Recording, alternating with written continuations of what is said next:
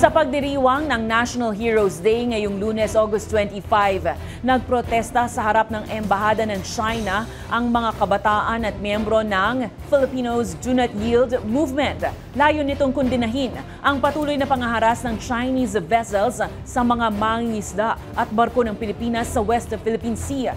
Sa kabila nito, mapayapang pagresolba sa issue pa rin ang kanilang sigaw. Ang balitang A to Z ni Naomi Almohano. Mula kinagat Jose Rizal, Andres Bonifacio, Tandang Sora, General Luna at iba pang mga bayani. Kinikilala rin niya yung araw ang modern day heroes na patuloy na naninindigan para sa kalayaan ng bansa. Gaya na lamang ng mga mangingisda at bantay dagat na araw-araw sinusuong ang banta ng pag-water cannon at dangerous maneuvers mula sa Chinese vessels sa West Philippine Sea. Pagsaludo po natin sa PCG sa ginagawa po nilang talagang paghigpit na pagbabantay din po sa bahuran ng Pilipinas. So saludo po kami. Kaya ngayong araw ng mga bayani, nagtungo sa Embahada ng China ang Filipinos Do Not Yield Movement para kondenahin ang patuloy na pambubuli ng China sa mga barko at mangingisda ng Pilipinas.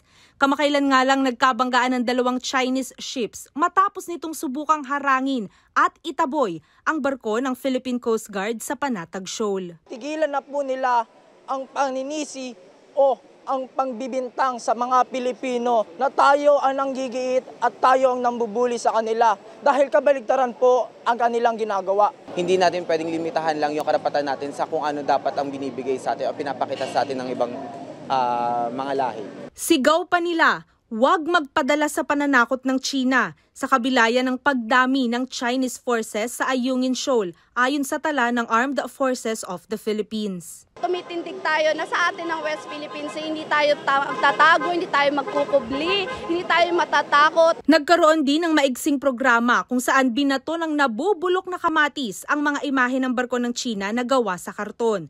Pero gayunpaman, sa kabila ng panawagang manindigan at tumindig laban sa Chinese aggression sa WPS, mapayapang pagresolba pa rin ang hiling ng mga kabataan at hindi gulo o digmaan.